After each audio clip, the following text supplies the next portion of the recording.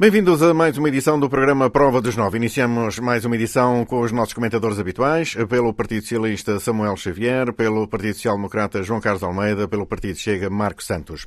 E o primeiro tema tem a ver com o novo Presidente da República, António José Seguro. Tomou posse como Presidente da República na passada segunda-feira e no seu discurso foi já definindo algumas metas. Desde logo que Portugal é um todo e um país onde todos contam e que a coesão territorial não é palavra de circunstância. Então, Samuel, boa tarde. Esta é uma questão que vai cercar ou poderá vir a cercar ao longo deste mandato de António José Seguro. Então, boa tarde a todos.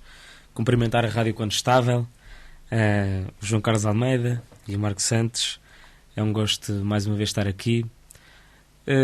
Sobre o novo Presidente da República, exatamente, o António José Seguro, além de eu achar que vai ser um grande Presidente da República, temos que olhar para qual é o background dele. Então, como eu já referi num programa anterior, a mãe dele era da Sertã, o pai dele era de Penamacor, portanto ele cresceu no interior, conhece o interior, é um homem do interior, conhece quais as nossas dificuldades, quais os nossos desafios, quais as nossas ambições. Foi governante em áreas particularmente importantes, também elas que carecem de novas soluções, mas o interior, e eu já falei disto em alguns programas, é talvez o potencial adormecido de Portugal. Acho que há uma reforma que é inevitável, que é a regionalização. Eu sou um regionalista profundo e convicto, e acho que o Presidente da República deve convocar o país, não para essa reforma em concreto, porque não sei se ele a pode lançar tão diretamente, sendo que o Governo já disse que não é nesta legislatura, infelizmente. Eu gostava que fosse. Espero que o Presidente da República tenha um papel muito ativo na discussão do interior. Mas eu não quero que o Presidente da República tenha uma discussão sobre medidas rápidas e de recuperação, enfim, de algumas carências que o interior tem. Não. Eu quero que o Presidente da República mostre ao país, de facto, qual é a reforma que o país tem que fazer para o interior. Que é regionalizar, é distribuir melhor os recursos, é descentralizar e não desconcentrar, que é o que tem acontecido. E a Presidência da República tem neste aspecto um papel muito importante. Temos que olhar para o nosso histórico de Presidentes da República. Os primeiros Presidentes da República, a seguir à implantação da República, foram Presidentes muito teóricos. Portanto, toda uma teoria republicana, muito filósofos. Não podemos esquecer que a nossa República foi implantada no meio de uma Europa monárquica. Portanto, nós não tivemos influências externas nesse aspecto. Nós matámos a família real a tiro e implantámos uma República, também ela a tiro, que depois, inicialmente, teve muitos problemas, que deu origem a uma ditadura de 50 anos. Não é responsabilidade exclusiva da República, que também é errado dizer que nós estamos agora na Terceira República e vamos para a Quarta. Portanto, nós estamos na Segunda República. O Estado Novo não foi nenhuma República. Isso é um discurso que o Partido Chega até costuma ter, que temos que ir para a Quarta República. Durante o Estado Novo, se alguém fosse para a rua e dissesse "Viva a República", era preso. Portanto, não houve nenhuma República. Durante o Estado Novo, os Presidentes da República eram os fantoches. Portanto, eram chefes de Estado, como dizia a Constituição, mas o próprio Salazar chamava-se a ele como o chefe da nação. Portanto, além da Constituição não lhe dar poderes maiores que o Presidente da República, ele era, para todos os efeitos, o chefe da nação.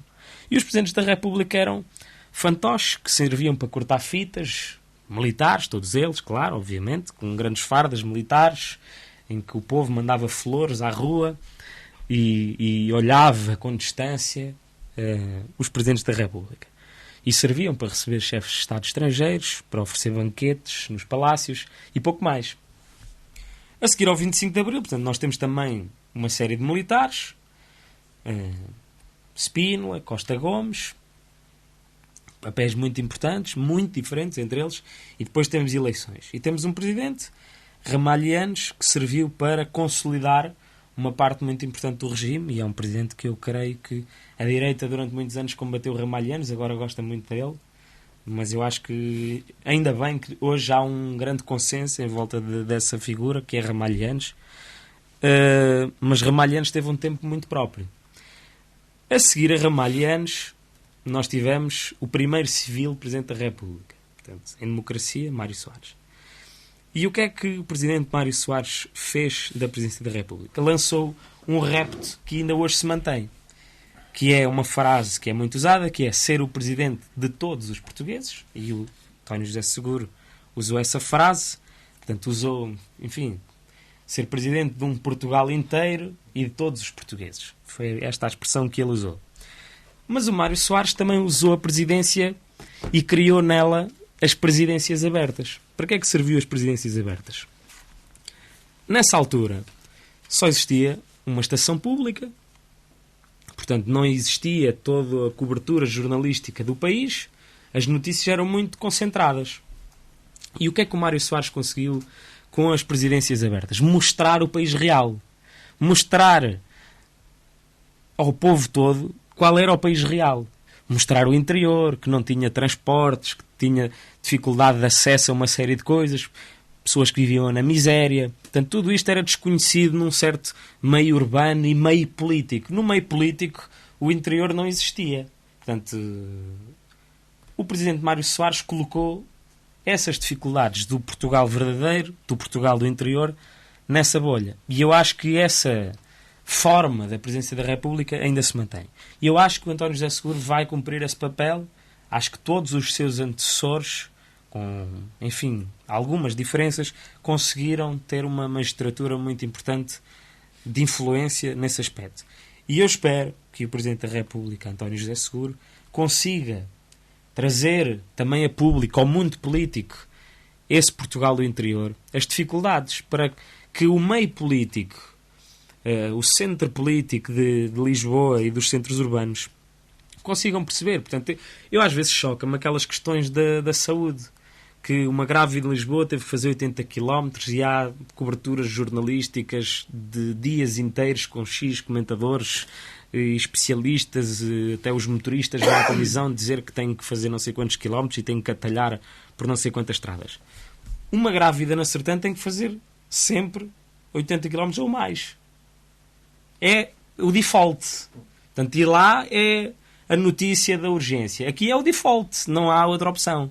Portanto, o país político e mediático faz de um probleminha um grande problema e ocupa esse espaço, e o interior, pronto, tem que se desenrascar. E eu espero, mais uma vez, e acho que isso vai ser possível, que o Presidente António José Seguro consiga trazer ao meio político o interior e todas as suas dificuldades. A saúde, a habitação, a empregabilidade, o ambiente. Acho que há aqui muitas questões que o Presidente da República pode trazer o país, convocar o país para essa discussão, e eu estou muito confiante desse papel que ele vai ter e dos discursos que ele fez. Fiquei muito confiante e acho que já deu primeiras provas disso. Já disse que a primeira presidência aberta também vai ser na região centro, tudo indica que será no interior. Portanto, eu tenho a melhor das expectativas para este mandato.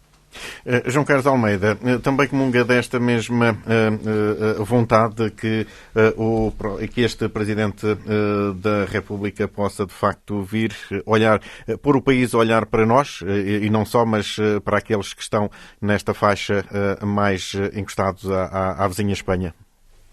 Ora bem, então, cumprimentar então aqui o Samuel, o Marco, Luís Fiscaia, auditório e telespectadores da rádio da Condestável TV.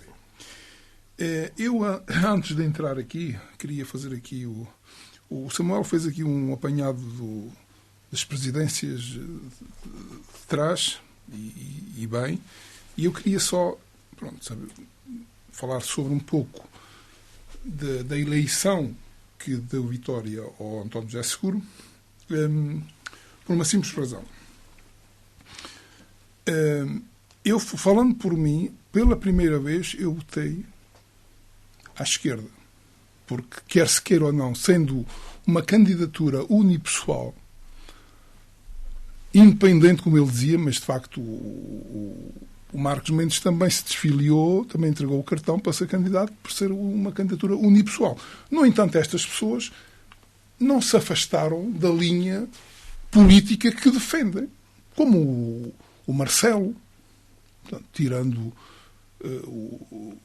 aqueles que não, digamos que o militar que não era... Do Veimel. Não, o que foi Presidente da República, Ramalheiros. O Veimel eu nem queria falar muito porque não seria muito simpático, porque não tendo um partido, era uma Maria vai com as outras, já defendia pela esquerda, para a direita, para o centro, só queria... Ou seja, ele foi candidato porque as sondagens lhe davam uma vitória em todos os cenários. E quando começou a abrir a boca, começou a perder terreno. E de que maneira, como foi, todos nós já assistimos. E eu queria dizer uma coisa. O António José Seguro teve 66,84%, quase 67%, 3 milhões e não sei quantos votos, 3 milhões 502 votos, que foi um recorde a nível de eleições no nosso país. Não é por qualquer razão.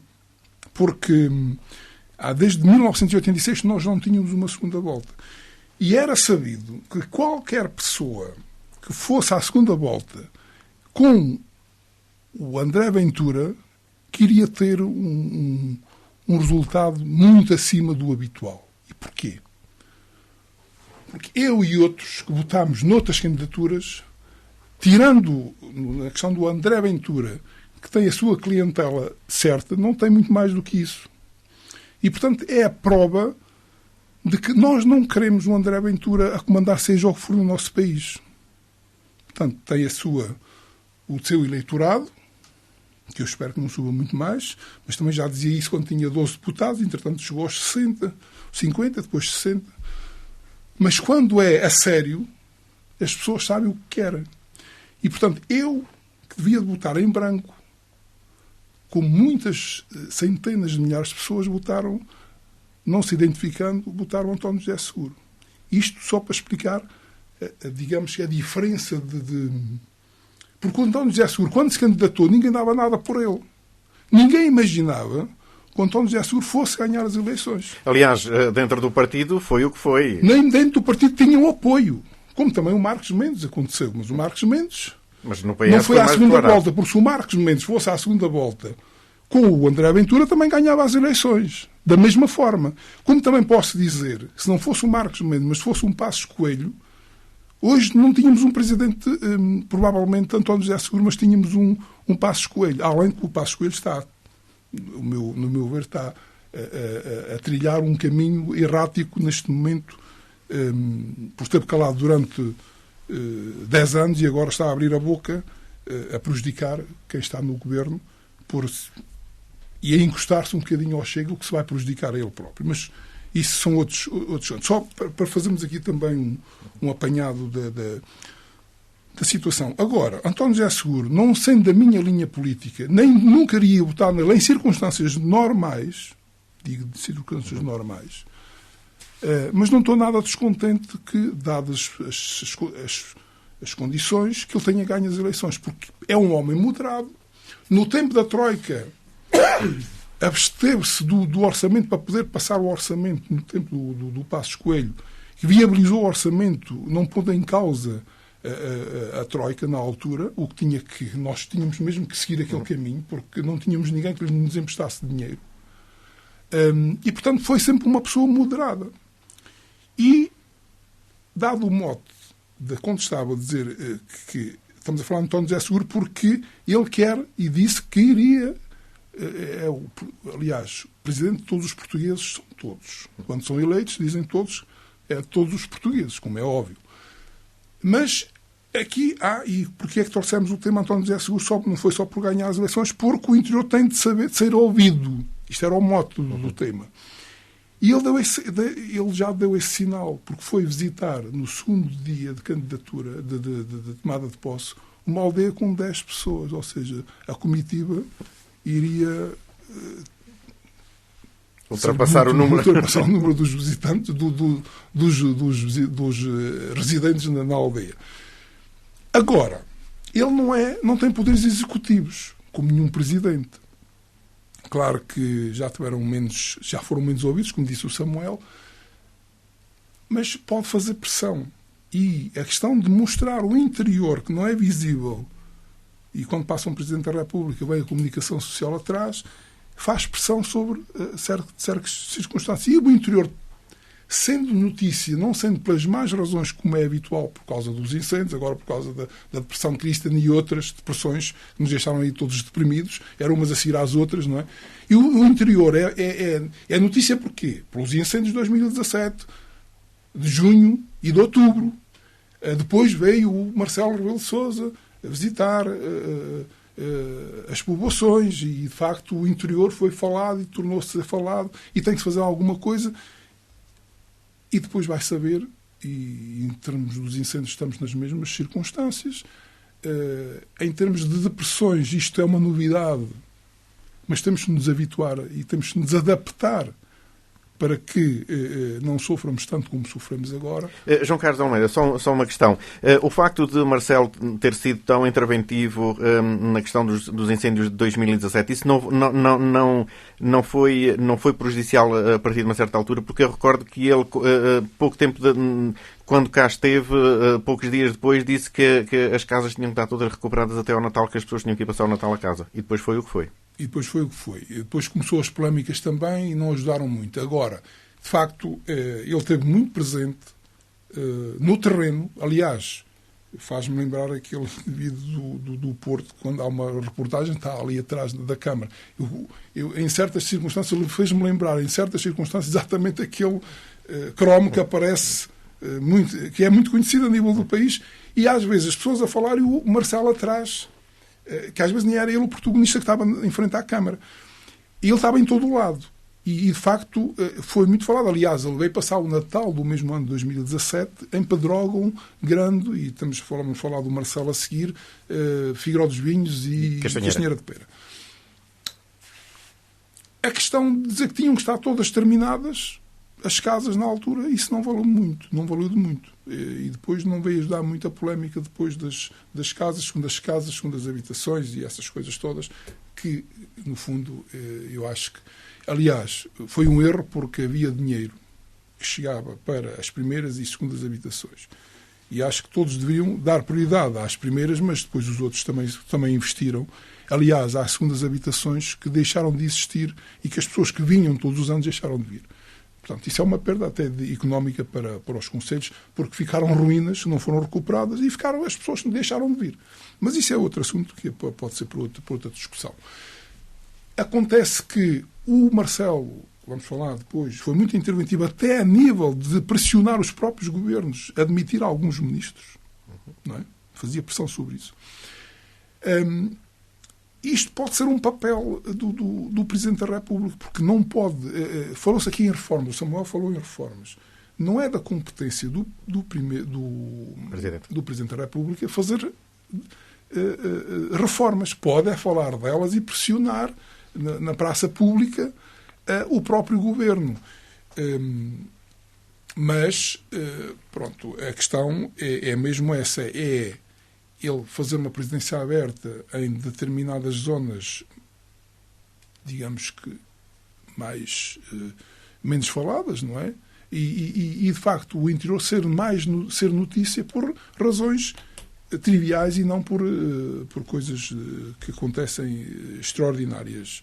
E nesse aspecto, eu confio que poderá ser uma boa presidência, inclusive diferente. Qualquer presidente é diferente um dos outros. Digamos que o Mário Soares começou com as presenças abertas. O Marcelo foi uma presença escancarada. Durante 10 anos. É mais próximo do povo possível e não queres uma selfie, mas se a pessoa não pedia selfie, ele dá cá o telemóvel e vamos aqui tirar uma selfie. Portanto, era o presidente das selfies e eu acho que, pronto, a nível, digamos, que daquilo que estávamos habituados, e como ele era comentador, falava demasiado. E quando se fala demasiado, as pessoas, é como um discurso. Se é longo demais, as pessoas deixam de ouvir. Ou pelo menos não valorizam tanto quando se fala muito. Aliás, e é uma das coisas que o António José Seguro diz, que não quer falar muito. Quer falar quando é necessário para ser ouvido. Vamos ver se ele consegue, de facto. Mas sendo uma pessoa de esquerda, do PS, que sempre foi, acho uma pessoa moderada e de longe fiquei, tirando aquele que eu botei na primeira volta, que é o Marcos Mendes, fiquei relativamente bem à eleição do António José Seguro, dadas as circunstâncias. Nunca tivemos, nunca tivemos tantos candidatos a Presidente da República. Hoje em dia, qualquer pessoa quer ser candidato a Presidente da República, até aqueles que não reúnem condições vão nos boletins, como isso é uma aberração que acho que não pode continuar a acontecer. Porque senão um dia deixe eu apresento-me lá como candidato, depois eu vou-vos trazer as assinaturas, mas não trouxer, olha, metam-me lá na mesma fotografia e já lá vai.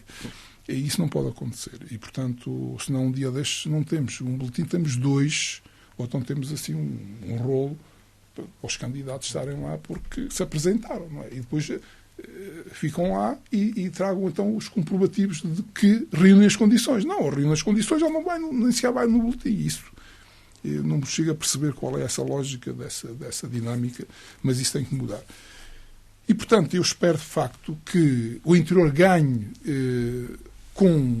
digamos, com as chamadas de atenção e digamos, com a intervenção do Presidente da República, que será esse o papel dele, fundamentalmente esse, colocar no mapa muitas vezes localidades que nunca são faladas. E porque se verifica que há muita coisa a fazer no interior. E esta questão dos incêndios já devia ter servido para algumas reformas que, tirando as situações de áreas de proteção que não são suficientes, que agora verificou-se, se nós temos uma área de proteção das estradas para não passar os incêndios, e esquecem-se que as árvores caem e ficam na estrada. Ou seja, se não houvesse árvores no perímetro do próprio comprimento da árvore, ao cair não seria digamos, a catástrofe de comunicações interrompidas como aconteceu. E depois há outra coisa que a lei agora já reduziram, era 10 metros, agora já pode ser de 4, de copa em copa das árvores. Temos que ver uma coisa, e as pessoas às vezes, os entendidos da APA e outros, nas zonas de limpeza, de proteção, permitem que, pronto, não pode haver muitas árvores, vamos tirar árvores aqui e ali e deixá-las afastadas. As árvores, nestas circunstâncias de pressões, as árvores, não estando juntas, têm menos, ou seja, juntos temos mais força. As árvores que ficam muito afastadas umas das outras, em termos de ventania, são as primeiras a cair porque não têm a proteção. E nós vimos, nesta circunstância, até mesmo juntas foi a barreira. Se não arrancaram, partiram. Numa zona em que as árvores estão muito afastadas umas das outras, não têm a proteção das outras árvores. E, portanto, o impacto pode, no início, tombar algumas árvores, mas depois outras protegem-se umas às outras. E, portanto, esta discrepância de deixar árvores muito afastadas umas das outras não é solução para estas circunstâncias. E, portanto, há muita coisa a ser repensada, tem que ser pensada e tem que ser, de facto, reformas a sério. E eu acho que, pronto, falando politicamente, tivemos sempre poucos anos, porque o PS teve muitos anos à frente dos destinos de Portugal, mas o partido que normalmente costuma ser mais reformista é mesmo o PSD. Agora vamos ver se de facto dão espaço para que haja o tempo suficiente para fazer reformas que são necessárias. E, portanto, isto pode ser um mote para, digamos, uma presidência diferente do habitual. E claro que vai ser diferente, e eu espero que seja diferente para melhor, além de que o Marcelo, depois vamos falar a seguir, é uma pessoa que eu acho que é uma pessoa com umas capacidades extraordinárias, tem a sua forma de estar, mas que não há muitos em Portugal que tenham capacidades do Marcelo Rebelo de Sousa. Mas vamos mais adiante falar sobre isso. Marcos Santos, este será o presidente que o país precisa nesta altura? Ora, muito bom. Antes de mais nada, queria cumprimentar o Luís Pescaia, o Samuel Xavier e o João Carlos Almeida e todos os telespectadores. E antes de começar por esse termo propriamente dito, vejo que há aqui, não sei o que é que se passa em relação ao Chega, tanto do PS como do PSD. Acho que estão muito preocupados com o Chega, é bom sinal. Normalmente quando a gente preocupa é porque está a incomodar.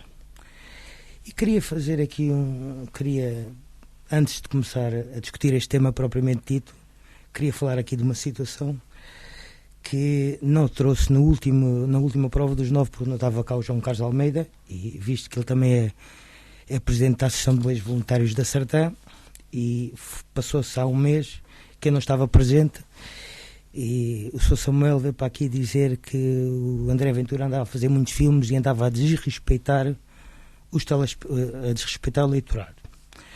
Só queria, não sei se ele sabe, se foi por falta de conhecimento, se foi por outros motivos.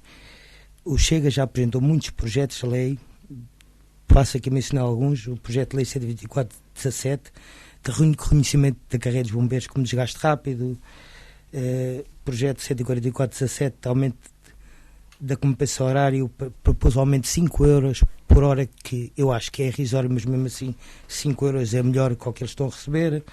O subsídio de risco, a isenção do IMI em janeiro de 2026, voltou outra vez a isenção do IMI para os bombeiros voluntários, para que esta regalia deixe de ser depender da decisão individual de cada município. O apoio às associações humanitárias, propostas de reforço de financiamento, etc. Tínhamos aqui muito para falar. A penalização dos incendiários, a equiparação dos incendiários terroristas. Uma carrada de propostas que, infelizmente, não foram aprovadas porque existe uma espécie de cordão sanitário. Por mais que as ideias sejam boas, se são do Chega, não interessam. É isto que aparentemente se passa no panorama político nacional. Agora, em relação ao assunto propriamente dito do António José Seguro, não votei nele, é claro. Votei no outro candidato, mas isso acho que já não é novidade. E, assim, eu considero António José Seguro uma pessoa séria. Um dos poucos socialistas que teve posições do governo. Não dos poucos, há mais. Atenção, não me interpretem mal. Mas é um socialista que eu considero sério. Foi um socialista que, quando foi líder do partido de 2011 ou 2014, soube estar na oposição, soube deixar passar orçamentos na altura que vinham aprovados do PSD no tempo do Passos Coelho, diretivas do PEC 4 que foi negociado pelo Sócrates. Ele soube estar à altura da posição. Isso para mim tem muito valor. Eu considero uma pessoa séria. Agora é assim, a eleição de António José Seguro, nós já sabemos, e não vamos estar aqui com falácias, aqui houve, não tirando o valor à pessoa em questão, que eu nutro respeito por ele, e acho que ele ganhou por mérito próprio, mas há aqui um desmérito de dois partidos. O primeiro desmérito é do líder do PSD, que o PSD era o partido mais votado, tinha o maior eleitorado, e não soube escolher o candidato certo, porque podia não ser o António José Seguro, podia ser um candidato de direita, mas aí a direita falhou, o PSD falhou. E a esquerda também, pronto, a esquerda tem uma coisa que a direita não tem, que é, enquanto a direita divide-se, fraciona-se em diversos candidatos, diversos partidos, a esquerda une-se toda numa pessoa só. E neste caso une-se no António José Seguro.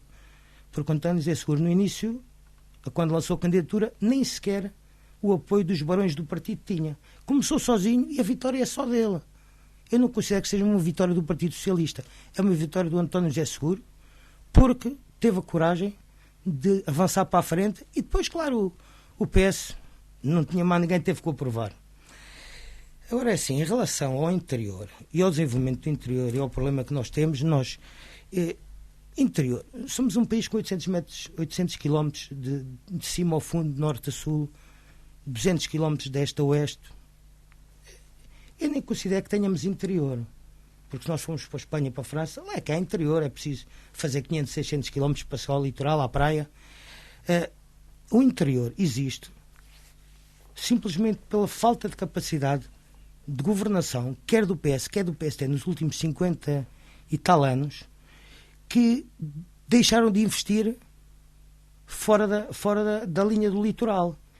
E claro que nós ficámos interiorizados. Porquê? Porque falta de autoestradas, falta de vias de comunicação, isso traz indústria, traz competitividade, traz empregos, traz poder de compra, atrás do poder de compra vem tudo. E depois, como nós não temos população, começa a faltar tudo.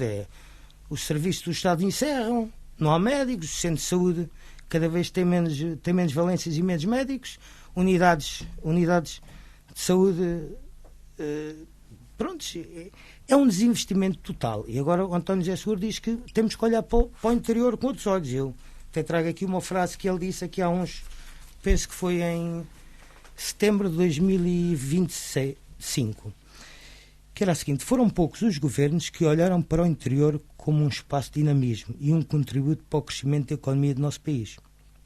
Ele tem razão. É assim, ele também teve 23 anos em diversas funções, desde deputado a secretário de Estado, a secretário de Estado adjunto do Primeiro-Ministro, teve diversas funções dentro do Partido Socialista, fora o tempo que teve na JS. Agora está fora do partido há alguns anos.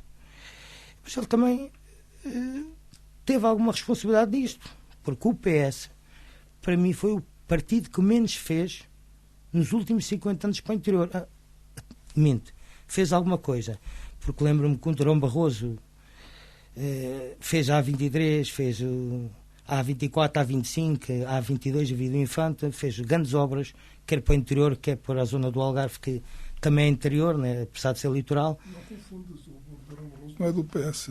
Não é do PS. Estamos a falar do PS e depois passas para o Durão Barroso. É do PSD. O Durão Barroso em 50 anos fez, sim. O PS fez pouco em 50 anos. O Durão Barroso... para o Durão Barroso não confundir. O Durão Barroso é do PSD. O Durão Barroso é do PSD. Distintas. Pronto, fez alguma coisa pelo interior. Fez as autoestradas, as escutes, não pagantes, mas depois vem outra vez o PS em 2010 com o Sócrates e pronto, mete portagens. Não te esqueças do Cavaco Silva, que foi Presidente da República durante 12 anos e que fez muito pelo nosso país a nível de infraestruturas viárias. Também estou a dizer, também vou lá chegar. Eu penso que pouco foi feito pelo interior.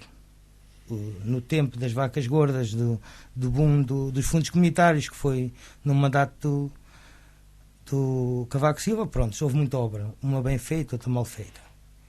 Depois houve umas autoestradas e ficámos por aqui. Não se compreende que não haja uma ligação de Castelo Branco a Porto Alegre, a Évora, a Beja, pelo interior. Não se compreende que não haja uma ligação dali da zona de Castelo Branco, que é X1, a Moraleja. Quer dizer, nós queremos ser um país transfronteiriço e aproveitar a Espanha para as trocas comerciais.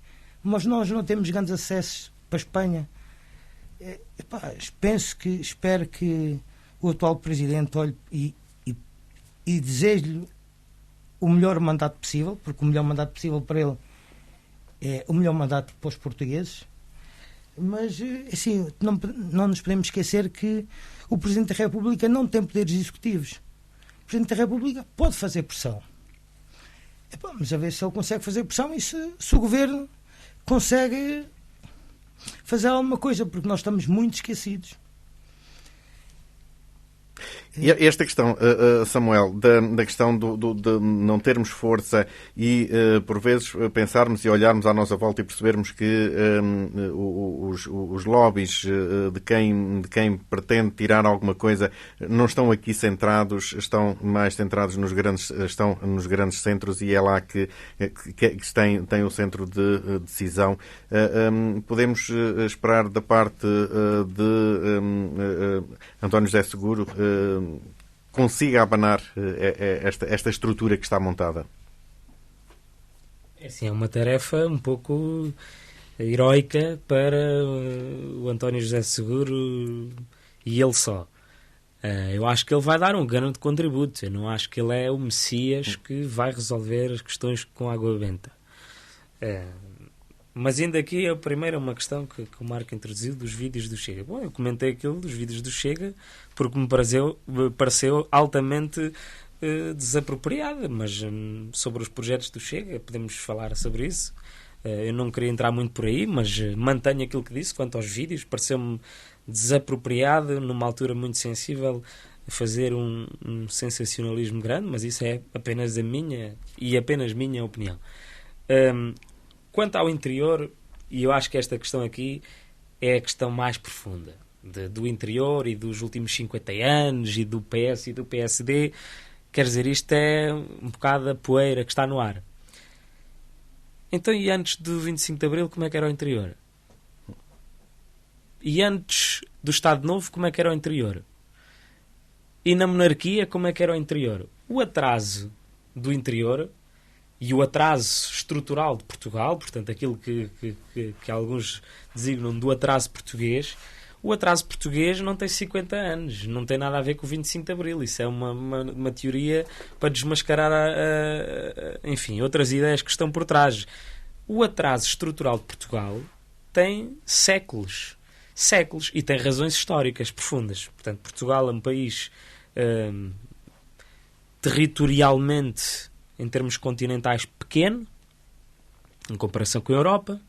Portugal virou costas para a Espanha, sobretudo para toda a Europa, por causa de muitas guerras internas na Europa. Portanto, a Europa sempre foi o principal destabilizador do mundo. Portanto, é o velho continente destabilizador do mundo. Essa expressão existe um pouco por toda a parte. E Portugal não é por acaso que a única, não há mais nenhuma, capital atlântica da Europa é Lisboa. Portugal centralizou todo o seu esforço nacional para virar as costas à Europa. E centralizou todos os seus recursos para o litoral, sobretudo para a expansão marítima. Ora, com os terrenos, com os territórios, enfim, extra-europeus, não vale a pena agora, se quisermos chamar ultramarinos ou coloniais, enfim, as épocas vão determinar qual é a expressão que nós vamos usar, mas esse criou um certo hub de influência que ainda hoje se mantém. Portanto, o interior, já na monarquia, o interior tinha um atraso gigante comparado com o litoral. Durante o salazarismo, a coisa manteve-se ou até piorou, e o 25 de Abril não faz milagres, mas melhorou. Vive-se muito melhor no interior desde que houve 25 de Abril. Agora, claro que não houve uma reestruturação de Portugal enquanto território continental que permitisse ao interior dar a volta por cima. E eu acho que é por aí que nós temos que ir, porque acho que Portugal tem que olhar para outros exemplos europeus. O Marco falou bem de Espanha, de França, que são países que realmente têm interior a sério, porque o Marco disse bem, Portugal, quer dizer, um país com uma dimensão destas, em termos continentais, não, como é que há interior? Interior não faz sentido. O Marco está cheio de razão neste aspecto. França tem regiões, Espanha tem regiões, a Suíça tem regiões, a Alemanha tem regiões, a Polónia tem regiões. Quer dizer, são raros os casos europeus que não têm regiões. E Espanha é inconcebível sem regiões, porque aquilo são quase mini países dentro daquelas regiões. E acho que Portugal só por essa via é que vai lá. O António José Seguro tem esta concepção de Portugal, não tenho dúvidas nenhumas que ele sabe quais são os interesses que também estão à volta disto. enfim, o poder político em Portugal é facilmente capturado pelo poder económico. Portanto, isso sempre aconteceu. O salazarismo é, se calhar, o mais escandaloso desses aspectos. Quer dizer, há interesses particulares que foram entregues pelo próprio Estado a particulares e depois o Estado dá refém desses próprios... As pessoas hoje falam de burocracia. Antes do 25 de Abril, as pessoas, para ter um isqueiro, tinham que ter a licença. Isto era um impasse burocrático do Estado para a pessoa não comprar isqueiros, comprar os fósforos à Companhia Nacional dos Fósforos. Portanto, o próprio Estado é facilmente capturado pelo poder económico. E isso não mudou desde o 25 de Abril. O poder económico continua capturado facilmente. Agora, esses grandes interesses imobiliários, financeiros, da saúde, do turismo, enfim, industriais e por aí fora, estão todos, praticamente todos, em Lisboa. Em Lisboa, e de Lisboa de passagem, porque Lisboa, apesar de tudo, continua a ser um grande gateway internacional para a Europa, sobretudo transatlântico. Portanto, essa capital atlântica, essa valência ainda se mantém. Agora, sobre o interior. O António José Seguro teve como primeiro, como o João Carlos Almeida disse, primeira intervenção do seu mandato visitar a aldeia de Mourísia, creio eu. Mourísia. Porque ele viu uma mensagem, enfim, uma mensagem, um ato naquela aldeia que foi fortemente atingida por incêndios, da placa de entrada da aldeia estar queimada. E houve alguém que pendurou nessa placa uma bandeira de Portugal.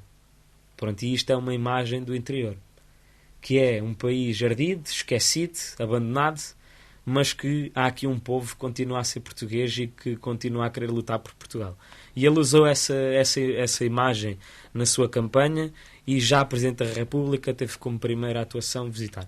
E eu espero que seja por aí que o Presidente da República consiga mostrar aqui territórios esquecidos, consiga convocar o país para estas dificuldades. A questão que o Marco tinha falado de sermos um país transfronteiriço, acho que o Presidente da República tem que ter um papel nesse aspecto, porque nós estamos virados, ainda hoje, nós vivemos de costas voltadas para a Espanha. Qualquer pessoa que tenha uma atividade privada consegue perceber isso. Quer dizer, as nossas relações com a Espanha, apesar de terem melhorado bastante, continuam muito difíceis, porque as questões culturais e os próprios acessos ainda estão muito bloqueados. E eu acho que o futuro de Portugal também pode ser por aí, e acho que a Presidência da República, na continuidade dos anteriores presidentes, e o Presidente Marcelo teve um grande contributo nisso, tem que olhar para a diáspora, tem que olhar para Portugal lá fora e o papel de Portugal no mundo. João Carlos Almeida, como dizia o Samuel Xavier, isto de olhar para o interior não pode ser apenas olhar para, digo eu, apenas pelas catástrofes que nos vão atingindo, os incêndios. Este é um problema que vem já, que é a poeira que anda no ar, mas por baixo de tudo isto há de facto um interior que precisa de ser olhado com outros olhos. É aquele interior em que os serviços são os primeiros a fechar por falta de gente. Portanto, se há falta de gente, fecha os serviços. Continua a tendência a haver cada vez menos gente. Pessoas que estão reformadas, que estão fartos das grandes cidades, nomeadamente Lisboa, que têm segunda habitação e que passam grande parte do tempo no interior porque têm qualidade de vida, mas que não mudam para cá a residência por causa das questões de saúde e de serviços que continuam concentrados nos grandes centros. E este interior continua a desvalorizar com fechos de serviços porque não justificam. E cada vez mais, como diziam, há bocado falaram das grávidas, que de facto parece que agora é um escândalo uma senhora ter um bebê numa ambulância.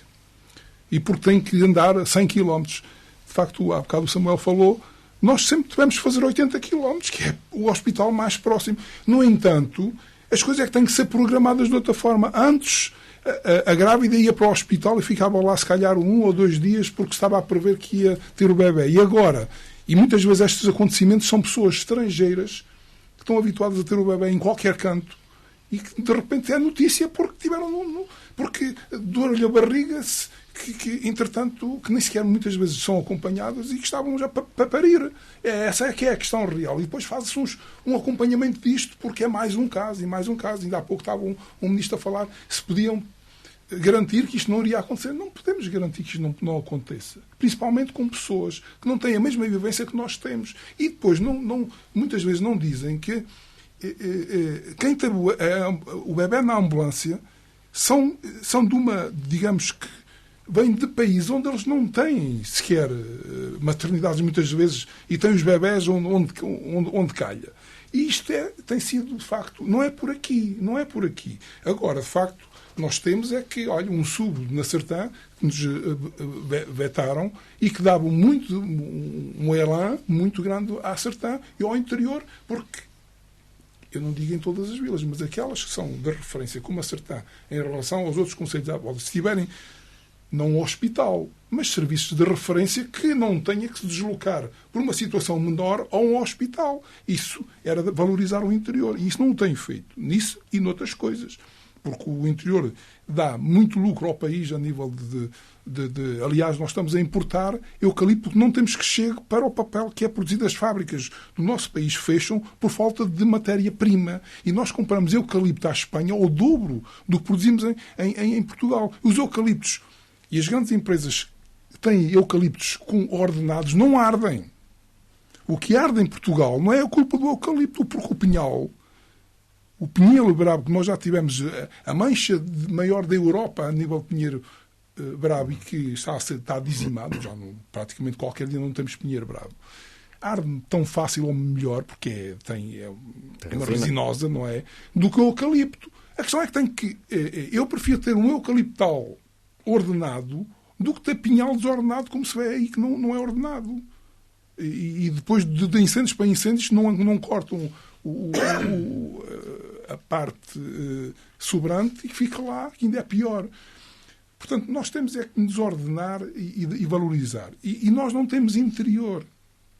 O interior, nós estamos no interior do interior, se sigamos a ver, não é? Estamos no centro de Portugal. O centro geodésico de Portugal é aqui, Vila de Rei. Nós estamos a menos de 1 hora do litoral para ir a uma praia. Isto é interior. O interior tem o Brasil, que faz horas e horas de avião em determinadas zonas para chegar ao litoral. A Rússia tem interior escondido lá, que ninguém sabe. Muitas vezes não é notícia, nunca foi notícia, abandonado lá, sabe-se lá como. Porque é enorme. Ir do centro da Rússia ou do centro do Brasil para uma zona litoral são horas e horas de avião. Nós não temos interior. Porque eu faço a nacional de bicicleta de leste a leste, como se costuma dizer, de Chaves a Faro, em 4 dias de bicicleta. Se for de moto, faço num dia. Portanto, isto é interior. Eu percorro Portugal da zona mais distante, porque é um retângulo, não é? Num dia de carro. Agora, se estou no centro e quero chegar ao litoral, eu estou a 100, 150 km no máximo. Portanto, aqui é a questão de valorizar e dizerem que o interior também faz parte do país. A Suíça não tem interior. A Suíça é mandada por cantões, é diferente, é uma regionalização, digamos. São regiões quase autónomas. A qualidade de vida de uma região para outra é igual. Dinâmicas diferentes, claro, uma coisa é a capital, uma cidade, outra coisa é uma zona rural. Com qualidade de vida que não há discrepâncias, não tem abandono. Tudo é bonito, tudo é tratado, parece que tudo é um jardim. E nós aqui passamos coisas que até nos fazem impressão. Portanto, isto aqui é a diferença entre tratar o interior e nós consideramos que nós não temos interior. Nós estamos áreas que não têm a mesma atenção que deviam ter. E as pessoas pagam os mesmos impostos. Digamos que nós pagamos impostos e os lisboetas têm direito a um passe que dá para andar em tudo e mais alguma coisa quase à borla, e tem o metro e outras coisas que praticamente acessível a tudo, e nós pagamos impostos. Eles têm essas possibilidades de quase não pagar transportes ou pagar muito pouco. Pagamos igual a eles os impostos. E nós estamos discriminados negativamente porque nós não temos essas condições. Portanto, até devíamos na questão. Temos outras benesses que não temos. Portanto, discriminação positiva.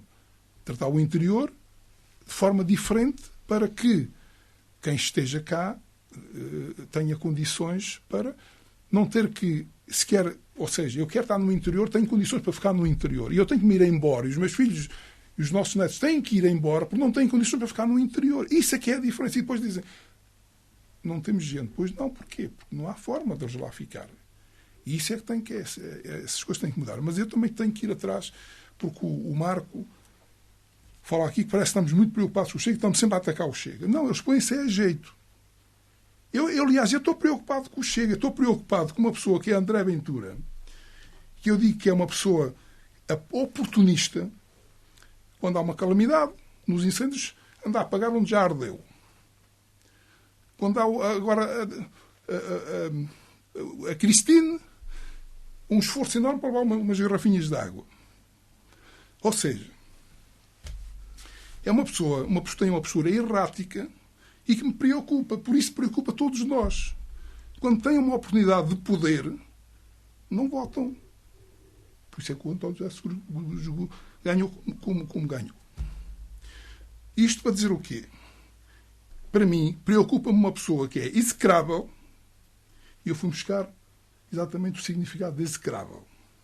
É um adjetivo que descreve algo ou alguém digno de profundo ódio, aversão ou desprezo, sendo considerado abominável, detestável e ignominioso.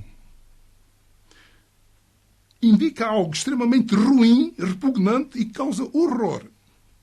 É o que está aqui de descrever execrável, que eu acho que ele é. Já não o posso ouvir, é a mesma coisa que o disco riscado. Aliás,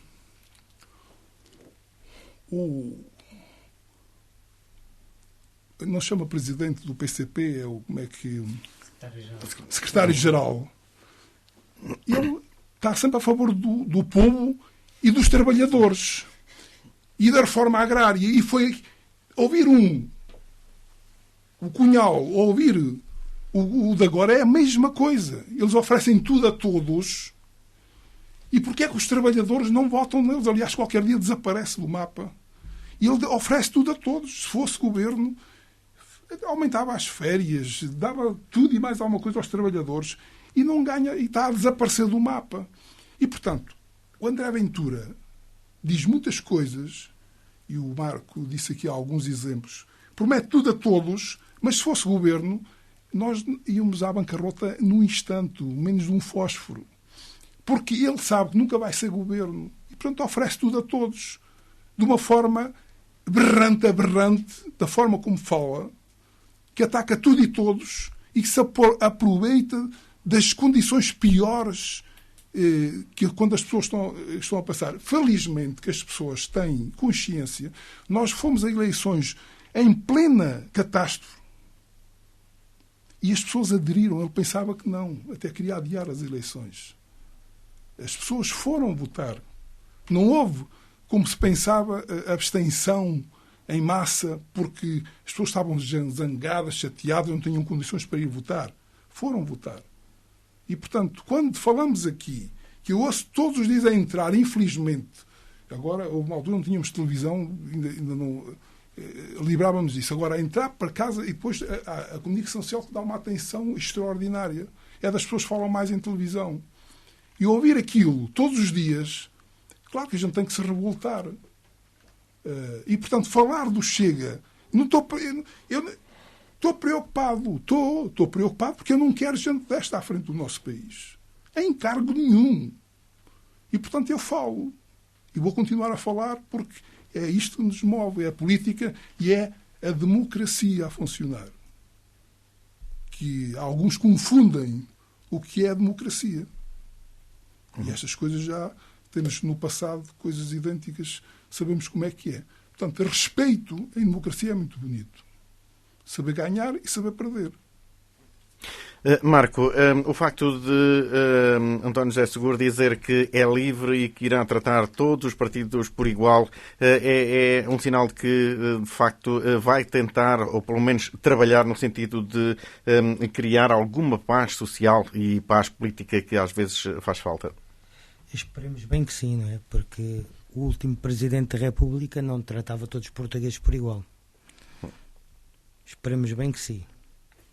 E já o O anterior não, o outro antes, o Mário Soares também era o presidente de todos os portugueses, menos dos retornados, que eu prefiro usar os poliados, mas pronto. Esperemos que ele trate todos os portugueses por igual, porque todos os portugueses votam, pagam impostos e são todos iguais, independentemente da sua ideologia política, dos seus credos e das suas crenças. Não queres aproveitar para responder? Sim, queria aproveitar, é assim. A maior parte do eleitorado do Chega é de direita. E o Chega cresceu, muito em culpa, pelo PST não se interessar por um certo eleitorado à direita e chegar-se mais ao centro. E como o PST estava muito ao centro, claro, o Chega veio ocupar o espaço vago à direita e veio meter na agenda política certas e determinadas situações que antes dele aparecer não havia, como a imigração descontrolada, a falta de segurança, a justiça que não funciona, a falta de autoridade das polícias, N situações. Pronto, cada um está no seu direito de gostar ou não gostar. Eu sou do Chega, identifico-me com as ideologias do Chega, não com todas, porque eu penso pela minha cabeça, mas na maioria identifico-me completamente. E se algum dia o Chega for o governo, promete mundos e fundos, não é bem assim. Não é bem assim. Há muita maneira de pagar as contas. Mas pronto. Eu só 40 anos. Passámos o outro tema, não sei se. Sim, depois temos. O Samuel quer fazer mais alguma coisa, até porque o tempo também deve estar a passar. Eu queria dizer que falou-se aqui, até mesmo antes de falar, não vou por aqui, falou-se aqui de reformas e não sei o quê, o Marco falou em ligações disto e daquilo, para dizer que a A31 está em andamento para ligar a Espanha, que é uma das situações que era muito pedida. Para além, depois da IC8 também está, penso que está na Forja. Falta a nossa 238 que vamos ver. Só para, sobre isto terminar, falou-se aqui nos vídeos também, que eu não estimo no programa dos vídeos. A maior parte dos vídeos do Chega e do André Ventura são empolados, são falsos e são mentirosos. De uma notícia ou de um acontecimento, transformam aquilo à maneira deles, não tem nada a ver com a realidade. São mentirosos. Mas pronto, eles usam a comunicação social. E outra coisa, António José Segura foi à tal aldeia Maurícia, teve uma atitude de Estado, não é visitar como se fosse o senhor poderoso que vai ajudar. Se quer mostrar nas câmaras porque está lá a ajudar, mas a ajudar o quê? A apagar um eucalipto que já tinha ardido há não sei quantas horas? A levar umas garrafinhas de água. Portanto, a postura de Estado, e aqui é que se vê as pessoas que têm, de facto, têm capacidade, independentemente de nós sermos de cor política ou não, ou concordarmos, ou de nos identificarmos. Eu não me identifico com António José Seguro, nunca me identifiquei, mas acho que é uma pessoa de Estado e que me deixa confortável por estar à frente da República Portuguesa. Agora, se fosse um André Ventura, eu gostaria era de ir para o estrangeiro. Essa aqui é a diferença. E porque eu também penso para a minha cabeça.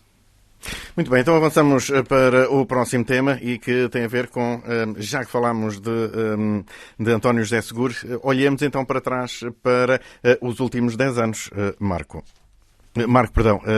Samuel. É verdade, um presidente que esteve 10 anos, que ganhou à primeira volta, o segundo mandato dele com 60 e qualquer coisa por cento. Portanto, foi um presidente com índices de popularidade muito grandes, agora no fim já nem tanto, mas que foi um presidente sem dúvida popular. Não sendo da minha área política, até porque, enfim, tenho alguns desacordos com Marcelo Rebelo de Sousa, sobretudo porque ele é uma pessoa mais conservadora do que eu, sobretudo nos costumes, não na economia, mas sobretudo nos costumes, mais conservador. Eu considero que foi um bom presidente. E foi um bom presidente por várias razões. Nós tivemos, digamos, desde o 25 de Abril, que uma série de presidentes que foram presidentes quase, enfim, míticos, que eram figuras quase intocáveis, não eram da política, eram grandes príncipes da política. Portanto, nós tivemos ramalhianos um militar muito importante, com decisões muito importantes antes de chegar à presidência. Chegou à presidência ainda novo, chegou à presidência apoiado pelo PS e pelo PSD, sobretudo, e foi indicado pelo MFA contra outra corrente, mas que foi um presidente muito importante e que conseguiu, enfim, quebrar um pouco o estilo dos ex-presidentes, mas dar um novo fôlego também à República, à democracia. Enfim, tinha poderes muito diferentes do que tem hoje. Olhar para Portugal no mundo, foi um presidente importante. A seguir nós tivemos, digo, opinião minha, quase que a pessoa que encarnava a presidência da República, que era Mário Soares, que, enfim, foi uma figura importantíssima da política portuguesa. Não foi o político mais votado, mas o António José Seguro ultrapassou, mas que em percentagem foi o mais votado, que atingiu 70% no seu segundo mandato contra Basílio Horta. Que foi apoiado, digamos, o Mário Soares no seu segundo mandato foi apoiado pelo PSD. Cavaco Silva, primeiro-ministro, líder do PSD, apoiou oficialmente Mário Soares. E Mário Soares foi um presidente extraordinário, por várias razões que já disse, e por outras que são muitas e que podíamos estar um programa inteiro a falar sobre isso. Jorge Sampaio surge já de uma forma diferente, mas era também um grande príncipe da política portuguesa, que teve momentos muito importantes. Também conseguiu mostrar ao país, creio que todos se lembram daquele caso, daquelas gêmeas que não iam à escola, que não conseguiam ir por falta de transporte, e que o presidente Jorge Sampaio foi lá e mostrou ao país: estas duas jovens têm que ter acesso à educação tal como todos os outros, e portanto faz favor o Governo da República de arranjar soluções para isto, e arranjou-se. E foi um grande príncipe da política portuguesa. Um marco de seu mandato também foi a transferência de soberania de Macau, a questão de Timor. Enfim, foi um grande presidente, seguido de um presidente muito diferente, mas também ele muito importante, Cavaco Silva, que tinha sido primeiro-ministro 10 anos, com maioria absoluta, o único a ter maioria absoluta até então. Um estadista, um institucionalista, enfim, que, quebrando o registro dos seus dois antecessores, Soares e Sampaio, foi um presidente mais distante, mais calado, mais recatado, mas institucionalista. E Marcelo Rebelo de Sousa, que foi, enfim, deputado da Constituinte, fundador do PSD, fundador do Expresso, foi um grande jornalista, transformou, revolucionou a comunicação social em Portugal. Portanto, a comunicação social deve muito a Marcelo Rebelo de Sousa. Portanto, ele quase que foi o primeiro comentador político em Portugal. O comentador, não só político, mas o primeiro comentador em Portugal. Não existia. Portanto, primeiro na TVI, depois foi afastado, depois foi para a RTP, mas a RTP, como não gosta de ter só um comentador, meteu o António Vitorino a comentar com ele. Depois o António Vitorino saiu, ele saiu também, foi para a TVI, aí já então com o Júlio Magalhães. Pronto. E ele transformou, desde o Expresso até à TVI, transformou a comunicação social. E era de facto enfim, um catedrático, um professor, um grande intelectual da vida política portuguesa, que também foi governante, e que chegou à presidência da República. E chegou à presidência da República e teve um papel muito importante. Cooperação institucional. Portanto, ele soube cooperar com o país, com o governo que governava o país em momentos muito importantes. Conseguiu colocar na agenda assuntos muito importantes. Acho que a sua veia de comentador fez com que falasse demais e depois ficou ele refém daquilo que disse, e isso obrigou-o a ser o presidente que dissolveu todos os parlamentos em Portugal, portanto, todos os regionais e o da Assembleia da República várias vezes. E isso vai ficar para a história. Dissolveu uma maioria absoluta, que foi uma coisa, enfim, e isso são tudo críticas que eu lhe tenho a apontar, mas que acho que na altura da sua despedida, acho que é melhor salientarmos coisas positivas. E o Marcelo Rebelo de Sousa é também conhecedor de um Portugal muito profundo. Teve grandes discursos. Há um discurso no 25 de Abril que é um discurso extraordinário, que é, creio eu, que é em 2023, é um discurso na Assembleia da República, um discurso extraordinário, porque nós não podemos esquecer que o pai de Marcelo Rebelo de Sousa, Baltasar Rebelo de Sousa, foi o último ministro do ultramar de Salazar. E, portanto, Marcelo Rebelo de Sousa nasce no seu seio familiar, numa bolha de privilégio e de ideologia política muito diferente. Mas ele, enfim, por outras vias mais democráticas, depois na social-democracia dentro do PSD, com Sá Carneiro e por aí fora, e ele em 2023 faz essa retrospectiva de dizer que não, o regime que o meu pai serviu era um regime errado, era um regime que não servia a Portugal, era um regime que errou.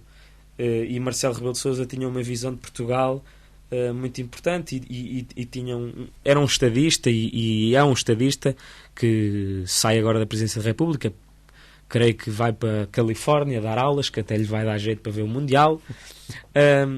Mas, por exemplo, uma questão que o André Ventura também comentou e que alguns comentadores também comentaram quando foi os 50 anos da independência de Angola. Bom, o presidente de Angola fez declarações, a meu ver, graves a respeito de Portugal. E o André Ventura e outros comentadores achavam que o Presidente da República tinha que lá armar um estalhardaço em plena Angola e emitir uma série de comunicados e disto e daquilo. Mas Marcelo Rebelo de Sousa sabe qual é o papel do Presidente da República, que é representar Portugal, a pátria Portugal. E o principal representante da pátria tem que preocupar-se, em primeiro lugar, com os portugueses. Ora, Marcelo Rebelo de Sousa sabe dos grandes milhares de portugueses que vivem em Angola. Ora, se o Presidente da República inicia um conflito, não é ele que vai ser prejudicado. São os portugueses que moram lá. Agora, o Presidente Marcelo tem essa visão e soube passar isso por cima. E acho que foi um grande estadista. Houve grandes mandatos da sua presidência. Enfim, o João Carlos disse que foi uma presidência escancarada. Eu concordo, acho que é uma expressão feliz que eu vou registar. O Marcelo Rebelo de Sousa em África, que beijava a barriga das grávidas, que apanhava o lixo do chão, que quebrava os protocolos, entrava nas mercearias, depois ia comer gelados e comentava. Era o Marcelo taxista, o Marcelo nadador, enfim, o Marcelo das selfies. Tudo isso vai ficar para a história. Há grandes momentos da sua presidência, que é a declaração de estado de emergência, enfim, uma série delas, os incêndios, as dissoluções da Assembleia da República. E há um que eu, lá está, por esta reconciliação da história que eu queria ressalvar aqui da presidência de Marcelo, que foi, além dessas questões das comemorações no estrangeiro e da diplomacia com outros chefes de Estado, Marcelo Rebelo de Sousa condecorou António Spínola e os membros da Junta de Salvação Nacional. E isto foi um papel, a meu ver, muito importante da Presidência da República para consolidar e consensualizar, enfim, uma transição de regime democrático que ele quer manter, que ele serviu e que eu acho que vai continuar a servir. João Carlos, como dizia há pouco e como também foi frisado pelo Samuel Xavier, esta foi de facto então uma presidência escancarada, porque víamos Marcelo Rebelo de Sousa ao pequeno almoço, ao jantar, ao lanche, fosse onde fosse. Ele lá estaria para comentar, nem que fosse o trânsito caótico na ponte 25 de Abril. O Marcelo Rebelo de Sousa é um homem, quanto a mim, extraordinário. É um homem que, para quem não conhece, ele dorme pouco. Tem uma capacidade que ele deve ser super ativo. Hiperativo. Hiperativo, aliás. Hiperativo. E tem uma capacidade que muitos de nós não temos, que ele praticamente não dorme ou dorme muito pouco e tem a capacidade de estar fresco outro dia. Eu creio que até havia notícias de que ele passava, às vezes, à noite a trabalhar e às vezes até telefonava a pessoas que estariam a descansar, não é? Porque nem todos sem... Muitos elementos entre aspas, da comitiva dele não aguentaram o tempo. De facto, é uma pessoa extraordinária que está a acabar um mandato com 74 anos. Aliás, o António José Seguro, se fizer 2 mandatos, não chegará com esta idade, porque ele tem 64, com mais 10 será 74. E, de facto, é uma capacidade extraordinária de uma pessoa muito inteligente. E, portanto, à maneira dele, teve um mandato diferente e no fundo, ele até nas catástrofes estava presente. Eu quero dizer que nos incêndios de 2017, agora somos muito criticados, o governo é muito criticado pelo PS, da forma como tem gerido as coisas. A catástrofe dos incêndios foi muito mal gerida pelo PS. Aliás, ninguém estava preparado e ninguém está preparado para situações destas. Agora, a forma como foi gerida pelo governo na altura e agora, comparando, nem tem nada a ver. Mas as críticas vêm na mesma e, de facto, ele aí soube estar, pressionava inclusive. Eu lembro-me que na altura a ministra, que agora é presidente da Câmara de Coimbra, Ana Abrunhosa, que foi muito pressionada por ele porque as coisas não estava a ver as coisas a andar, que ele queria mesmo, quando disse que as casas têm que estar construídas, têm que estar. E Ana Abrunhosa, na altura, já ministra já ministra, porque de facto quando ele disse que ele correr mal a vida. Eu lembro-me da Ana Brunhosa vir às obras dos incêndios como presidente da CCDR de Coimbra, mas depois passou a ministra e depois a pressão. Ele, inclusive, não concordava com a manutenção do ministro do Galamba, da manutenção do ministro. Portanto, ele misturava ali um bocadinho as funções. Meus amigos, eu não mando no governo, mas vejam lá, porque eu estou aqui de olho em vocês. E, de facto, foi a bomba atómica que deixou quase ser bomba atómica, 3 dissoluções, mas porque o Samuel, se calhar, o assunto do orçamento é normal, cai o orçamento, e o António José Seguro diz que não obrigatoriamente tem que ir o governo, mas, de facto, quando o primeiro-ministro se demite, que tinha uma maioria absoluta, eu acho que faz sentido e concordo plenamente que tenha havido a discussão. Aliás, o Samuel falou aqui do Sampaio e o Mário Soares. O Sampaio e o António... O Sampaio não tem nada a ver com o Mário Soares. O Mário Soares também teve algumas coisas de aproveitamento e tal, mas pronto, é uma postura diferente, foi um presidente diferente. Para mim, o Sampaio e o António José Seguro têm aqui uma coisa em comum. Eles foram presidentes da República porque se anteciparam. E, de tal forma, o Sampaio era presidente de Câmara de Lisboa na altura, antecipou-se a dizer: eu sou candidato a presidente da República, e o PS não teve coragem de colocar outra à frente. Como o António José Seguro também. Porque, aliás, nós sabemos que quem queria ser presidente candidato do PS, nós sabemos, que criticou muito e agora disse que votou nele, tudo bem,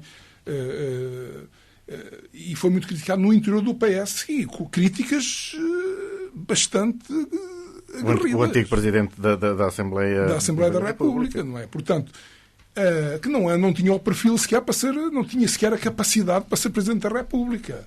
E, portanto, nós temos que... Há aqui uma sintonia, uma comparação que é de facto... podemos ver. De todas as formas, com esta capacidade toda, o Marcelo foi eleito a primeira vez com 52% e na segunda vez, segundo mandato, 60,67%. Portanto, estamos a ver personalidades a nível de conhecimento público com muito mais impacto e que tiveram uma votação inferior ao António José Seguro. Portanto, esta questão da votação, às vezes, nós temos que... E, aliás, foi uma crítica que eu vi que na apresentação, na tomada de posse, não tinha público. Uma pessoa que é votada com 67%, quase 67% dos votos a nível do país e não tem uma multidão na tomada de posse. São sinais, é assim, portanto, ele, de facto, e eu acho que tem postura, tem para ser Presidente da República, mas, de facto, ele foi eleito em circunstâncias muito, muito, muito especiais. Aqui, eu queria dizer também que em termos de Marcelo, o António José Seguro não vai ser a mesma coisa. Marcelo vai deixar ainda... Eu acho que um dia vamos falar de saudade do Marcelo. A questão do Marcelo beijar as velhinhas, aquela fotografia que foi muito conhecida de um senhor dentro do carro que lhe ardeu a casa e que morreu antes de ter a casa acabada. De facto, esta proximidade com as pessoas, não tem problema nenhum. Eu não sou... Ele não era... António José Seguro vai ser diferente. O Ramalhianos era uma pessoa séria que não dava confiança a muita gente. Depois, conhecendo pessoalmente o homem, ele é até bastante simpático. Mas também a ocasião era diferente e havia aquela postura. Agora, ele não sentia o papel de importância de Presidente da República. O que, se calhar, das críticas muito que sofreu é que, no fundo, tornou muito trivial. Não há distância entre Presidente da República e povo. Aliás, em Pedrógão Grande, há pessoas que tiveram em casa das pessoas, veio e quando visitava a região, ia visitar aquelas pessoas. Aliás, a última vez que esteve em Pedrógão levou debaixo do braço um pão de Vila Facaia que a Dina lhe ofereceu. Estou-me a lembrar de Vila Facaia, exatamente. Portanto, é o presidente das selfies, dos afetos, e eu acho que em determinada altura exagerou. Não era necessário tanto. Porquê? Porque há uma postura de Estado, há Presidente da República, e depois mandava lixar a segurança, não é? Não protocolos para ele. Mas pronto. E para terminar, já que se falou aqui também no Sampaio, o Marcelo, se fosse pelos escândalos, Sampaio me colocou abaixo, dissolveu o Parlamento e convocou eleições quando o Santana Lopes estava no governo, por 2 ou 3 situações de escândalos. Não foi escândalos, coisas que facadas que... Ora, no tempo do António Costa eram umas a seguir às outras e não houve dissolução por causa quando não tinha maioria, não estou a dizer no governo, antes de ter maioria absoluta. E, portanto, isto são posturas diferentes dos presidentes que às vezes fazem a diferença. Não podendo ser executivo, isto pode fazer a diferença entre haver mais ou menos eleições, haver mais ou menos estabilidade no nosso país, de forma como se olha para esta situação. E, portanto, agora vamos esperar, de facto, que posturas diferentes, mas que as coisas corram bem, que é tudo o que nós precisamos e desejamos. Marco, a opinião acerca de Marcelo Rebelo de Sousa. Marcelo Rebelo de Sousa. Queria aqui antes puxar aqui um assunto atrás, que o João Carlos lembrou-me. É assim, Sampaio mandou Santana Lopes abaixo quando apareceu um líder, o Sócrates, no PS. Simplesmente por esse facto. Por esse facto, para mim, não foi um bom presidente. O Marcelo Rebelo de Sousa sempre fui direita. Já agora, só para terminar, há uma coisa que eu me desculpa. Não é tudo positivo. Eu tenho, sim. Não, eu peço desculpa por te interromper. Há uma coisa que eu queria referir que eu acho que há coisas positivas e negativas. Aliás, agora a acabar, não era eu, já o Samuel teve a hombridade de dizer vamos só dizer bem, não vamos dizer mal porque o homem está a sair, mas há uma coisa que eu critico que eu acho que teve mal, que é naquela altura em que defendeu que Portugal, quando dizem o nosso presidente deve defender o nosso país, e aí a olha, reparação dos erros. A reparação dos erros eu acho que esteve mal porque ou seja, compensar ou ressarcir onde Portugal esteve, não, eu acho que aí esteve mal, porque houve coisas boas e más, mas aqueles países estiveram bem quando Portugal esteve lá. Muitos, quando Portugal saiu, a coisa não correu bem. E, portanto, nós não temos nada que ressarcir ou compensar. Aí eu acho que ele esteve mal como Presidente da República. Não devia ter feito. Então, Marco. Então, é assim, tal e qual como... Não vou falar muito sobre o António José Seguro, desejo-lhe as maiores felicidades. As felicidades dele na execução do cargo são as felicidades de todos nós. Em relação ao Marcelo, pronto, também não, apesar de ser direita, não votei nele, nem na primeira volta, nem no primeiro mandato, nem no segundo mandato. Também não quero aqui deixar muitas críticas, pronto, ele está no fim de mandato, só deixo aqui um alerta popular ou populista. É que, pronto, não sei. Queria só deixar aqui uma crítica. Pronto, ele teve coisas boas e coisas más como todos nós, que é realmente isto que o João Carlos Almeida falou, o posicionamento que devíamos fazer numa reposição histórica e a indenizar as colónias. Acho que nós não temos que ter vergonha da nossa história, seja ela qual for, porque é a nossa história, o que está para trás, que nos define como somos. Acho que aí, vou ter que fazer esta crítica, que não queria fazer muitas críticas a ele, mas acho que esteve mal neste aspecto. Tirando isso, pronto, espero que goze bem lá o ano na Califórnia e que vá ver o Mundial. E pronto. E boa sorte. Para Portugal também. Para Portugal também. Samuel, mesmo para rematar, e depois avançamos já para as notas positivas e notas negativas.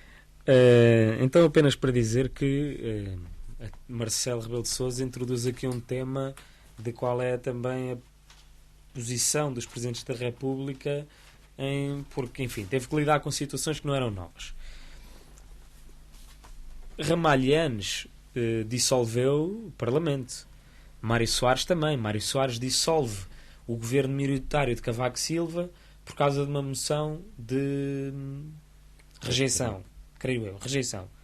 De uma moção de Ramalhianes dissolve o Parlamento porque há uma moção de confiança apresentada pelo governo de Soares que é aprovada e, portanto, obriga a automática dissolução. Soares dissolve o governo minoritário de Cavaco por causa do PRD, que também, enfim, meteu ali um bocado de pedra no meio do caminho. E abre a porta à maioria absoluta de Cavaco. Sampaio dissolve a seguir a isso. Porquê? Porque o PSD tinha um primeiro-ministro que saiu do governo. E é colocado um primeiro-ministro que não tinha sido eleito sequer. Portanto, ele não era deputado, Pedro Santana Lopes. Portanto, ele não tinha ganho uma eleição. E na altura, enfim, colocou-se sérias dúvidas sobre se aquele primeiro-ministro tinha legitimidade para exercer o cargo face àquelas condições. O Sampaio deu um voto de confiança. Ora, depois, com alguns problemas, sobretudo o governo fez pressão para afastar vozes incómodas nos jornais, sobretudo Marcelo Rebelo de Sousa, etc, etc. E então o Sampaio despachou com a Assembleia da República. O Marco diz que é porque havia um novo líder do PS, mas esta foi a questão principal na altura e o Conselho de Estado também se manifestou nesse sentido. Ora, Marcelo Rebelo de Sousa dissolve em circunstâncias diferentes. Portanto, quando António Costa perde as eleições para Passos Coelho, mas forma governo, o presidente Cavaco Silva obrigou a minoria, que afinal era a maioria, a assinar um acordo. Como quem diz, vocês então vão assinar num papelinho que vão fazer isto 4 anos. E, portanto, a questão fecha-se. A seguir, o PS ganha as eleições, não com maioria, mas ganha. Portanto, a questão do acordo já não se coloca. Chumba-se o orçamento. Ora, o presidente Marcelo entendeu, bom, então se eles eram um acordo, agora já não são acordo, e o orçamento não passa, o povo vai ter que esclarecer isto. Dissolve-se. E dissolveu-se e reforçou a eleição do Partido Socialista. Ora, depois, enfim, novas eleições, maioria absoluta. Maioria absoluta, e o Presidente coloca um critério que o vinculou a ele, que é dizer, afinal não foi o partido que ganhou isto, foi Vossa Excelência.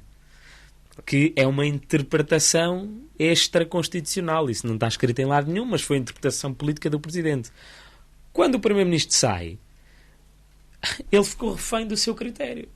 Uma maioria absoluta. Portanto, as pessoas não votaram, as pessoas, para todos os efeitos, votam no partido. Enfim, mais influência ou menos, mas ele colocou a questão. E isso, enfim, colocou questões sobre a estabilidade da governação, e isso acho que é algo que Marcelo Rebelo de Sousa deixa. Por exemplo, no Reino Unido, uma maioria absoluta de Boris Johnson deu direito a um governo de Boris Johnson, um governo de Liz Truss e um governo de Rishi Sunak. 3 primeiros-ministros. A rainha não dissolveu o Parlamento. Disse não. O partido que indique lá outra excelência para aplicar o programa que ganhou as eleições. E já anteriormente, David Cameron, Theresa May, Boris Johnson, 3 primeiros-ministros para uma maioria. Portanto, em Portugal isto não é possível. Em Portugal não é possível porque há um frenesim, como chama o António José Seguro, um frenesim eleitoral.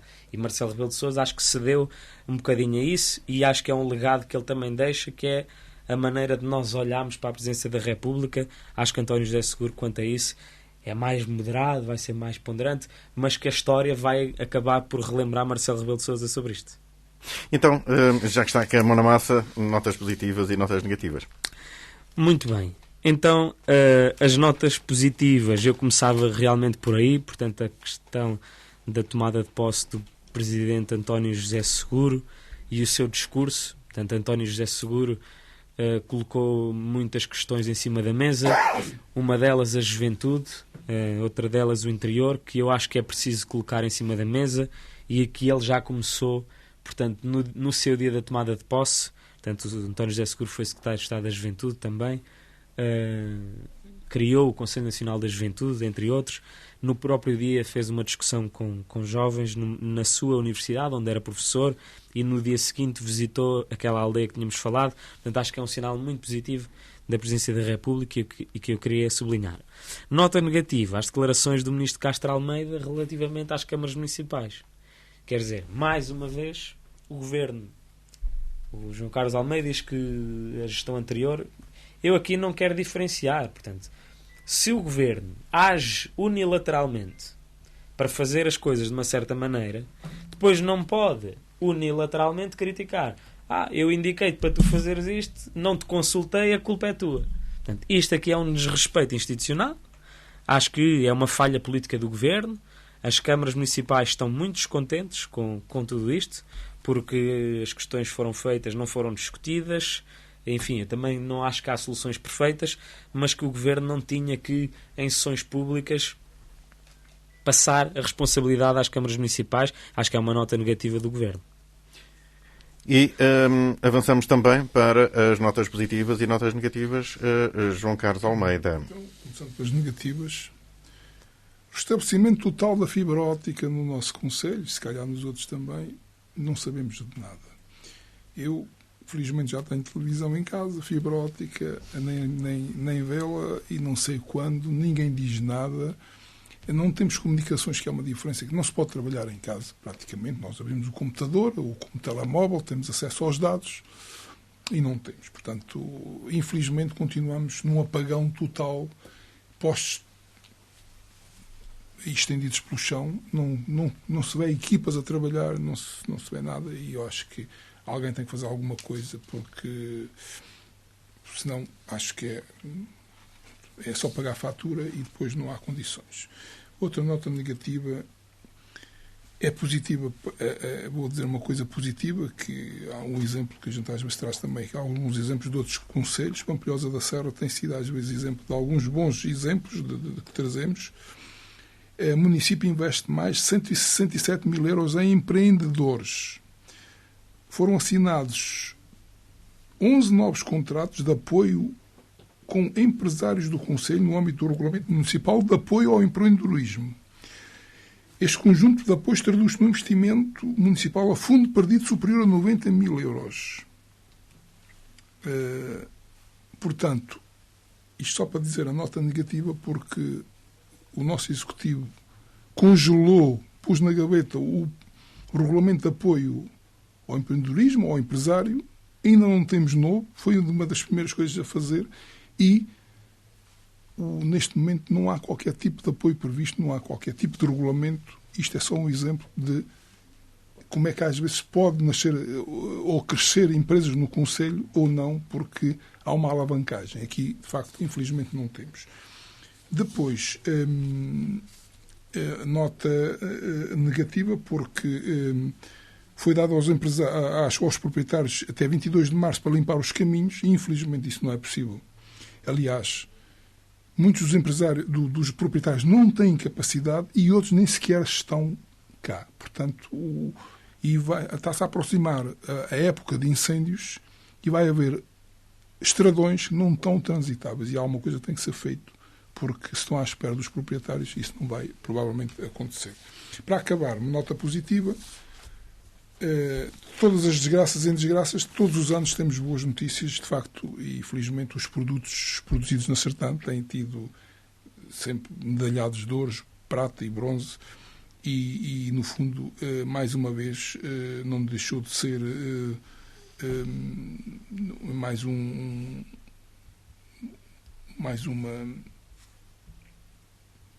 concurso que há. O 16º concurso nacional de várias situações, e dar aqui os parabéns, porque não vou aqui enumerar, mas de facto o talho Casel e o talho Simões estão sempre na linha da frente. E eu que até quero sublinhar pela qualidade demonstrada do talho de Simões, de facto, tem uma qualidade extraordinária e até de entendimento no próprio talho, e pelos produtos que de facto são o melhor dos melhores na questão do maranho. E até vejam bem, não é, no Maranho da Sertã foi distinguido pelos melhores dos melhores no talho de Simões. O busto da Sertã ganhou a medalha de ouro. E vai-se lá saber, no talho de Casel, até a alheira, não é habitual do nosso concelho, teve aqui uma medalha de prata. Depois os doces de Sernás e das empadas da Sandra Rodrigues, que já temos empadas, não imaginava que havia empada de Maranho, mas no fundo uma coisa que está aí na moda, que é empada de jabali. Portanto, com tanto jabali que há aí, espero que tenha sucesso, para ver se o jabali tem saída para compensar os caçadores, de facto, a bater mais, porque estão a ser prejudiciais para o Conselho. E é só. Então avançamos também notas positivas e notas negativas. Marco Santos. Ora, eu trago duas positivas e duas negativas. Para começar, vou começar pelas positivas. A equipa de natação da CCD da Sertã, no fim de semana passado, brilhou em Ponte Soura, com 28 medalhas conquistadas, marcaram a presença de 11 nadadores, e inclusive tiveram a medalha do primeiro lugar do ranking de medalhas juvenis. CCR da CCD da Sertã está de parabéns. Depois também, outro ponto positivo, no passado dia 28 de fevereiro realizou-se o baile de finalistas do IVS e juntou-se 3 cerimónias: o baile de finalistas, a comemoração dos 75 anos do IVS e a comemoração dos 135 anos do nascimento do fundador. A escola continua a apostar no ensino, na proximidade com a comunidade. Está de parabéns. Agora, aspectos negativos. O Ministro da Economia e Coesão Territorial, Castro Almeida, como já disse Samuel Xavier, pronto, vem cair os problemas todos em cima das câmaras. Quer dizer, as câmaras é que são as culpadas da falta de resolução dos problemas do furacão Cristim, mas, claro, as câmaras não foram reforçadas, quer em termos de meios técnicos, quer financeiros, mas pronto, é sempre ele mais fraco. E quem sofre com isto são as pessoas afetadas, que ainda estão à espera das verbas para a reconstrução. Outro aspecto negativo é a comemoração do Dia da Mulher. Foram reagendadas devido a constrangimentos causados pela depressão Cristim para dia 3 e 4 de maio. Ora, foi outra vez suspenso mais uma atividade, adiada, por causa da depressão Cristim. Penso que é desculpa para tudo. Pronto, não sei, ainda bem que o furacão Cristim não veio para em outubro, senão ainda se adiava o Natal. E assim terminamos mais uma edição do programa Prova dos 9. De hoje a 15 dias aqui estaremos para também continuar a analisar assuntos locais e regionais. Recordo que o programa é repetido na próxima quarta-feira e fica também disponível no nosso canal do YouTube em Incontestável TV. Boa tarde.